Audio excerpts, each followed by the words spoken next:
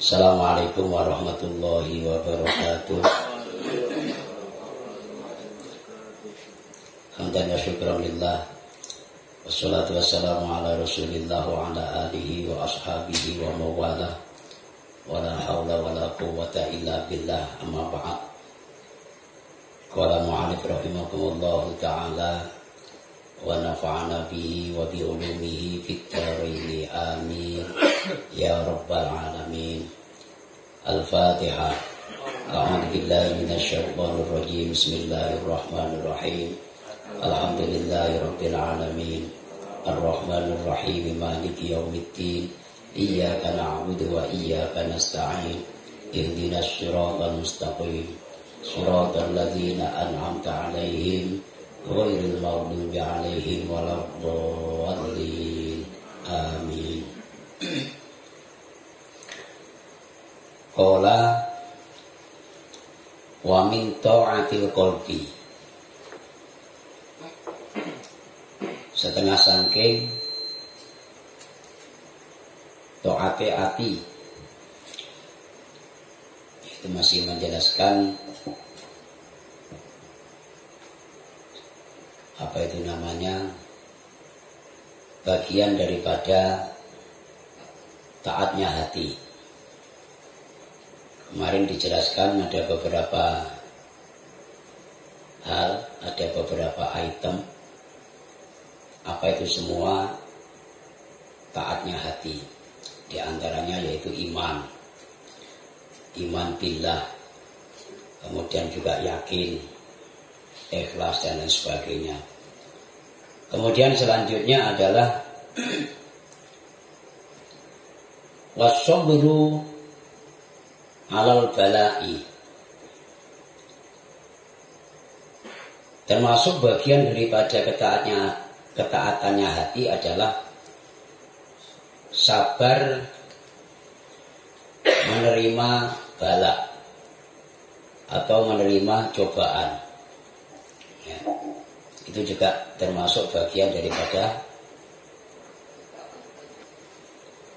sabar menerima bala.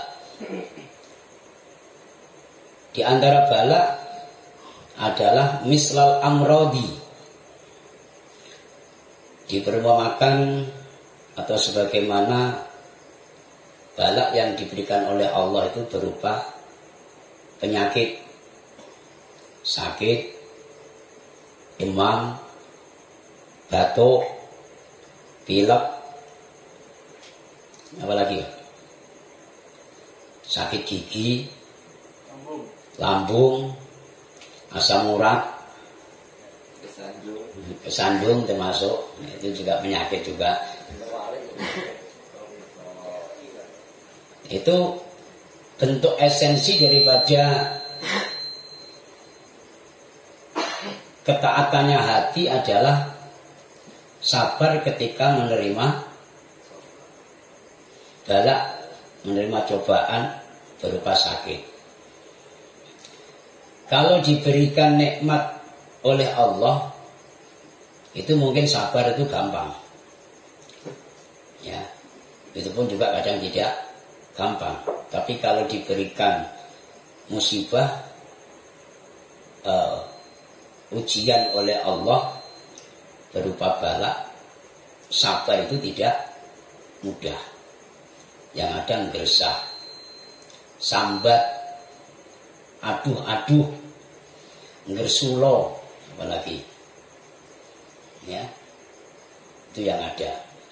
Jarang macam kita ini diberikan musibah ataupun diberikan penyakit oleh Allah itu alhamdulillah ya Allah, Engkau telah memberikan penyakit kepada saya, sehingga dikasih penyakit itu malah semakin tambah ibadah. Saking senangnya. Ada enggak? Ada enggak? Kalau kita sakit kira-kira ngaji apa libur? Libur. Pura-pura ngaji, sholatnya aja kadang libur. Gimana mau sholat Pak Yai? Lagi sakit. Ini kita bisa menilai diri kita masing-masing. bentuk ketaatan hati kita terhadap Allah Subhanahu wa taala itu bisa kita hitung, bisa kita lihat, bisa kita nilai barometernya ketika dikasih penyakit oleh Allah. Sabar tidak? Alhamdulillah tidak. Saya masih ingat dulu, saya punya orang tua, ya, ketika lagi sakit, itu kalau dipaksa anak-anaknya, termasuk juga saya, bahkan ibu saya yang memaksa suruh berobat, kata beliau, nggak usah berobat. Nah, aku sakit itu baru seminggu, sementara kemarin setahun itu sehat terus aku, nggak pernah sakit. Aku malu sama Allah, lagi dikasih seperti ini aja kok sudah gersah. Padahal setahun kemarin itu aku kurang bersyukur, Masya Allah. Ini ada sebuah kisah ataupun cerita yang dialami oleh Nabi siapa? Nabi siapa? Ayub. Nabi Ayub. Nabi Ayub itu dikasih ujian oleh Allah berupa penyakit. Sebagian cerita sampai penyakit yang diderita oleh Nabi Ayub berupa korengan. Apa Pak? Korengan. Korengan itu sampai seluruh tubuh. Ya, seluruh tubuh. Sampai korengnya itu keluar belatung-belatungnya. Masya Allah, na'udzubillah. Ujian yang diberikan oleh Allah sebesar itu tidak mengurangi ibadahnya Nabi Ayub terhadap Allah Subhanahu wa ta'ala. Dan tidak sedikit pun mengganggu ibadahnya. Beda dengan kita, gak ada apa-apanya. Macam masuk dress misalnya, batuk-batuk itu aja nanti bisa juga gak ngaji tuh. Gak enak aku sama jamaah, batuk-batuk sendiri. Kan gitu. Ada yang lambung lagi kumat. Pokoknya ada-ada aja. Alasannya itu ada-ada aja. Sementara kalau lagi sehat itu petingkah, banyak tingkah. Lagi sehat juga sama. Diajak baik, diajak ibadah, diajak anu juga berat. Ketika sakit alasan. Itu enggak, Pak? Nah, ini termasuk bagian daripada ketaatan hati itu ketika kita lagi diberikan cobaan oleh Allah berupa sakit, sabar atau tidak. Kemudian wal mihani, dan juga diberikan beberapa cobaan-cobaan oleh Allah. Kita harus sabar, ya, dan berusaha untuk sabar, karena itu adalah bentuk rasa ketaatan hati kita terhadap Allah Subhanahu wa ta'ala. Itu kita harus sabar. Kemudian wa mautil ahibbati, dan diberikan cobaan oleh Allah Subhanahu wa ta'ala matinya sesuatu yang disayangi. Kita punya burung misalnya kan, yang paling kita sayangi, tiap hari pagi-pagi udah kita kasih minum, udah kita kasih makan, siang juga begitu, ya sore juga begitu, pulang kerja kita main-main sama burung kita, burung manuk maksudnya, bukan burung Pak Marjo, bukan. Nanti main-main dengan burung itu pula, ya burung manuk itu loh. Burung apa? Burung terkutuk lah ibaratnya, atau terkukur. Atau burung yang bagus itu apa? Burung bio, ya kan, burung bio. Ya. Nanti salah terima pula nantinya, salah persepsi. Enggak, maksud saya tidak jorok. Ya, burung betulan itu loh, burung bio. Dulu pergi belinya mahal-mahal sampai 2 juta ataupun 3 juta. Enggak taunya dikasih ujian oleh Allah, mati burung tersebut. Alhamdulillah apa innalillah. Ya. Senang apa susah? Sabar atau tidak? Ini mesti gersah Rasulullah. Ini burung yang aku sayangi. Luar biasa, sekarang udah bisa bunyi Assalamualaikum, Assalamualaikum, selamat datang. Tiba-tiba mati. Atau mungkin diuji oleh Allah matinya istri kita. Itu istri adalah seseorang yang kita cintai. Contohnya ada di sini ada Pak Basoni juga dulu pernah punya istri yang meninggal, betul Pak ya? Pak Marjo juga sama. Siapa lagi? Siapa lagi? Kalau Mas Ali nggak mati, masih hidup beliau. Ya. Nah, Judan belum punya istri. Ya. Ya. Itu bentuk daripada ketaatan di dalam hati kita terhadap Allah Subhanahu wa taala, itu mestinya harus bersabar. Maka ada satu hadis itu sabar itu dibagi menjadi 3 bagian. Ya. Saya pernah mendengar apa yang disampaikan oleh guru kita, yaitu Kiai siapa yang baru saja meninggal? Kiai Torekot itu Kiai Ahmad siapa? Kiai Jamaluddin Ahmad. Ya, Kiai Jamaluddin Ahmad. Dia juga pernah menyampaikan bahwa sabar itu dibagi menjadi 3 bagian. Yang pertama adalah as-sabru 'alal musibah. As-sabru 'alal musibah, sabar ketika menghadapi musibah. Itu esensi daripada bentuk keimanan kita terhadap Allah Subhanahu wa taala. Ketika dikasih atau diberi musibah oleh Allah, maka selalu bersabar. Kemudian yang kedua adalah as-sabru 'alan nikmah. Sabar ketika diberikan nikmat. Diberikan nikmat oleh Allah itu juga tidak gampang bersabar, Pak. Bisa-bisa nikmat itu akan mengajak kita untuk berusaha jauh dari Allah. Ya. Sebagaimana yang pernah kita contohkan, kalau kita lagi susah, kalau kita lagi butuh sama Allah, kalau kita lagi pengen sukses, maka siang malam ibadah terus. Ya kan? Wirid terus. Sholawat nariyah bukan hanya 1000 tapi 4444. Ya. Sholawat Jibril itu bukan hanya 3000 sehari semalam tapi 10.000.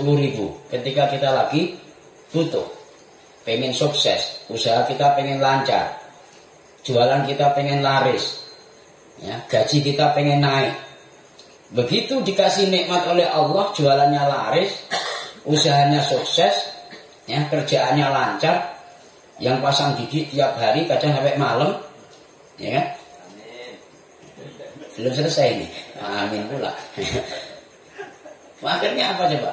Akhirnya menjadikan dia jauh dari Allah, kadang di situ dikasih nikmat oleh Allah. Bila perlu WA sama kiainya, "Yai, malam ini izin Yai, nggak bisa, kebetulan ada pasien." Betul apa betul Pak? Pak Marjo sama aja lah. Pas kebetulan alat beratnya itu rusak di Tanjung Undang sana, besok mau dipakai pagi-pagi, mau nggak mau harus lembur, ya kan? Kalau udah lembur itu ngaji apa kerja? Kerja. Oh, kiainya kan pemaaf. Apa kan kok kiainya gitu? Nggak apa-apa. Gitu. Ya. Yang ada kan seperti itu. Padahal itu kita tidak tahu dan kita tidak sadar bahwa kenikmatan-kenikmatan yang diberikan oleh Allah itu ada rahasia di balik itu untuk menguji kita. Maka ketika kita diberikan nikmat oleh Allah, kita harus bersabar. Bentuk kesabaran kita ya kita pergunakan kepada Allah. Kita bergunakan untuk beribadah kepada Allah. Kemudian yang terakhir adalah as-sabru 'alal karoha. Sabar menghadapi sesuatu yang tidak kita sukai. Ya. Punya istri, cerewetnya minta ampun. Suka tidak? Punya anak, bandelnya luar biasa. Seneng gak? Gak seneng kan? Maunya kita ini ya punya istri yang soleha, punya anak yang soleh dan soleha, yang nurut, yang taat. Betul tidak? Tapi dikasih oleh Allah istri yang bandel, anak yang bandel, istri bukan soleha tapi salaha, ya kan? Sering protes, banyak nuntut, cerewetnya setengah, ya minta ampun lah ibaratnya. Otomatis hal-hal tersebut itu membuat kita tidak suka. membuat kita tidak senang. Maka kita berusaha untuk bagaimana bisa sabar menghadapi sesuatu yang tidak kita sukai, tidak kita cintai.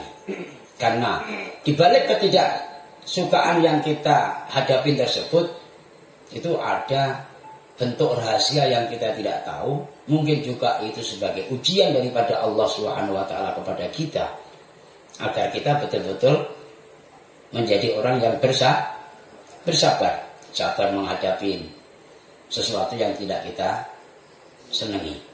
Gampang apa susah? Gampang apa susah kira-kira? Insya Allah gampang kalau kita hadapi dengan gampang. Kalau kita hadapi dengan susah, ya susah betul. Itu. Makanya berusaha untuk kita hadapi dengan mudah, dengan senang. Ya, lihat di balik itu. Buka mata hati kita untuk melihat dengan suatu ujian yang diberikan oleh Allah, suatu musibah yang diberikan oleh Allah. Nanti insya Allah ada hikmahnya, dan kalau kita sudah mengetahui hikmahnya, maka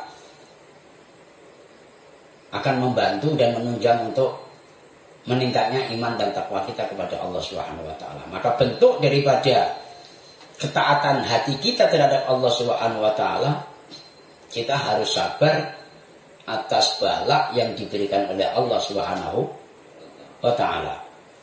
Yang terakhir adalah wafaqil ma'i, dan sabar, ya, dan sabar ketika hilangnya harta benda kita, wafaqil mali, dan habisnya uang kita, hilangnya uang kita. Kita juga harus sabar. Ya. Mungkin dihutang orang tapi tidak dibayar. Dipinjam orang nggak balik-balik. Mungkin ditipu orang. Ya. Bisnis sudah modal sekian puluh juta, sekian ratus juta, tiba-tiba legendes, nggak ada hasilnya. Bahkan malah modal kita juga hilang. Kita harus sabar. Nah, kesabaran yang semacam ini, Bapak, itu tidak bisa kita buat-buat. Tidak bisa kita buat-buat. Itu akan muncul dengan sendirinya ketika di dalam dada kita itu sudah ada bentuk ketaatan kita, ketaatan hati kita terhadap Allah Subhanahu wa taala.